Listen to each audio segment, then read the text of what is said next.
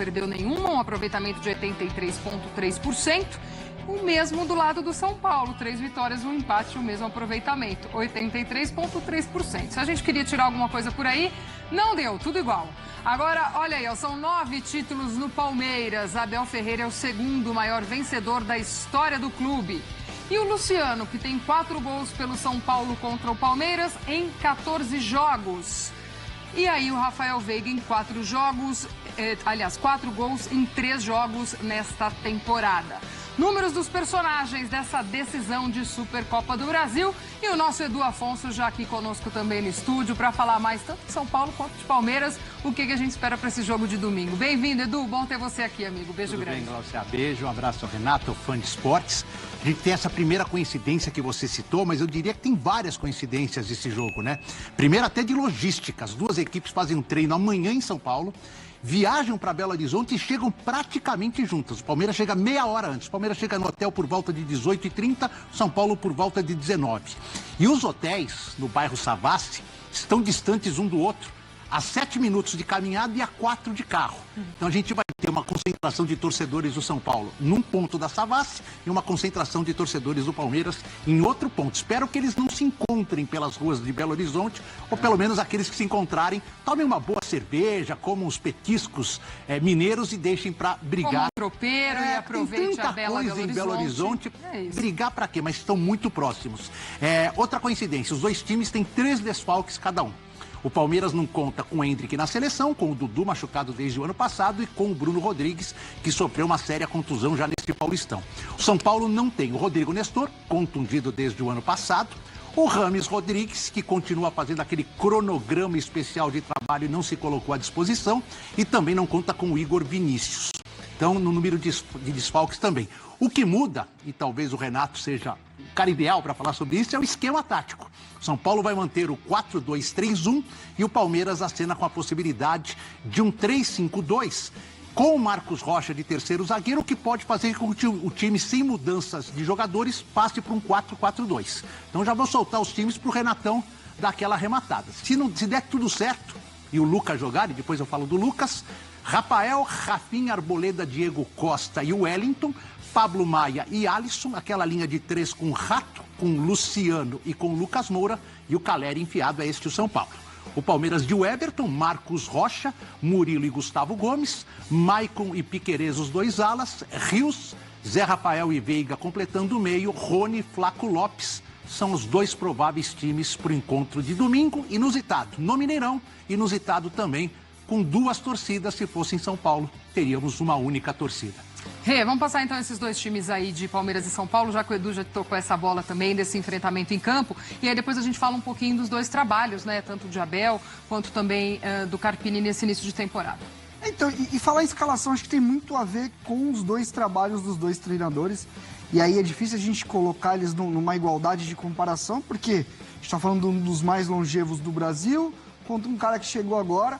Mas por incrível que pareça, para esse jogo, eu acho que o São Paulo já tem mais uma cara e não vai fugir muito do que o Edu está falando. O São Paulo vem numa sequência parecida, no mesmo sistema, até para encaixar Luciano, que é um jogador muito específico hoje. Luciano é um cara que ele não é 9, também não é ponta, então normalmente ele joga como um segundo atacante, encostando ali no Caleri. O Lucas até um pouco mais pelo lado, ele chegou a fazer essa função um pouco mais por dentro com o Dorival na temporada passada. Então, acho que o São Paulo não foge muito disso. Você tendo o Rafinha, você já entende que você tem um lateral que vai construir mais por dentro, de trás, então o Wellington Rato vai ficar bem aberto pelo lado direito e o Wellington do outro lado bem espetado para abrir o campo. Então, o Carpini, por mais que seja um outro treinador, ele dá uma sequência no que vinha fazendo com o Dorival. E assim, ele vem dando sequência no que é a característica dos atletas também. Mudar tudo de uma forma abrupta também não ia ser muito legal. Do lado do Palmeiras, por incrível que pareça, por mais que o trabalho seja longo, eu acho que eu tenho mais dúvidas. Porque o Palmeiras já jogou com linha de 4 nessa temporada, o Palmeiras já jogou com o Marcos Rocha como um terceiro zagueiro, já jogou com o Gustavo Gomes como lateral. Exato. Então, eu vi um começo de ano do Palmeiras, e eu acho isso importantíssimo, porque o Abel tem essas costas quentes, de muita observação. Eu vejo o Abel olhando como é que se comporta assim, ele já jogou com só um cara na referência, já jogou com 2, ele já usou o Mike de lateral, já usou o Mike mais avançado. Então, assim, acho que o Palmeiras traz um pouquinho mais de dúvida, mas pensando no que ele tem de mostragem do que fez ele ganhar o Campeonato Brasileiro, eu acho que ele volta para 3 zagueiros, eu acho que ele volta para 2 atacantes. E o Flaco Lopes me parece que foi o cara que, nesse espacinho, ganhou a moral. No meio de semana, até ele também fazendo sucesso, ele estava com os 3 zagueiros contra o Bragantino. Tinha um Caio Paulista que ele colocou também mais como um ponta até. Então, assim, o Abel, acho que dentro dos testes também vai dando um pouco do indício do que ele pensa de modelo de jogo, né? E o Caio Paulista, pela primeira vez, já que você citou contra o São Paulo, claro que há uma curiosidade mais pelo lado do torcedor. Já conversei com vários jogadores, não tem esse negócio de rixa, que ele mudou. O jogador é profissional. Ontem foi o Caio Paulista, amanhã é o jogador que está no São Paulo que pode mudar. Então não existe a gente não vai ver ali uma perseguição dentro de campo ao Caio Paulista. Agora, o torcedor do São Paulo que comparecer, certamente se o Caio Paulista entrar em campo, será motivo de vaia para esse torcedor. Ficou bastante magoado, bastante chateado com toda a situação.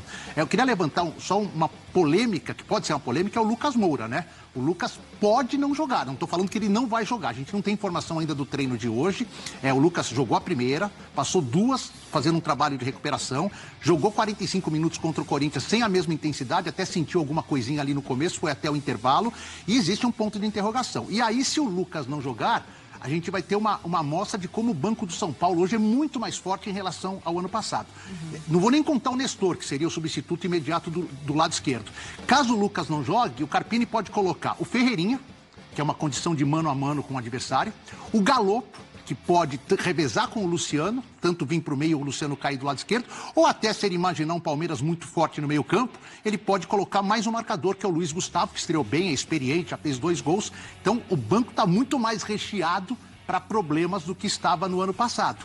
Então vamos esperar, amanhã tem um último treino para a gente saber se viajar, ele viaja, isso eu tenho certeza. Se vai jogar ou não, saberemos só no domingo. E a questão, assim, é um dilema, e por mais que o torcedor, claro, queira ver o Lucas, que mesmo mais ou menos contra o Corinthians, ele teve umas bolas ali que ele fez uma fumaça que encheu o saco, a gente sabe da capacidade dele, mas a gente tá falando de um começo de temporada. Não adianta também, eu acho, por exemplo, que você não deveria arriscar. Se você tem ali dados que te mostram que não, ele tá, realmente não tá 0 bala, é um risco de ter uma lesão muscular um pouco mais grave, por mais que o torcedor fique bravo, e talvez fique até comigo, eu seguro. A temporada do São Paulo, não sei. Eu acho que a gente dá um peso legal para esse tipo de troféu, acho que tem que dar mesmo. Mais do que isso, é um clássico. Mas assim, o ano acabou de começar, gente. Eu realmente acho essas Copas, acho que elas entram num momento muito perigoso para as equipes, porque você não está no estágio de preparação ideal. Você, às vezes, tem começos de trabalho acontecendo, ou você pode já minar o trabalho. É que o Carpini foi muito bem nesse começo. Eu ia dizer, para ele é um bom começo, já ganha um clássico, então ele já chega mais... Mas se ele tá um pouco mais ali, ganhou, empatou oscilando aqui, perdeu, oscilando, aí isso também já quebra. Passar agora para vocês que uma das posições que mais ficaram evidentes a necessidade de reforços no início de temporada do Palmeiras foi o ataque. Para o torcedor já era grande prioridade, principalmente após a lesão de Bruno Rodrigues, a pressão cresceu. Sendo assim, os diretores do Verdão não perderam tempo e foram em busca de um velho conhecido do futebol brasileiro, que hoje atua em solo europeu. A contratação deve chegar botando ritmo na briga pela titularidade do tricampeão da América. O Alviverde viu grande oportunidade no mercado e foi em busca do empréstimo do ex-Flamengo Lázaro, hoje no futebol espanhol. O Almería pagou cerca de 7 milhões de euros pelo atleta em 2022 e vê com bons olhos o empréstimo. Internamente, o atacante é visto como provável substituto de Arthur, após a sua venda para o Zenit, e a sua polivalência agrada ao treinador Abel Ferreira.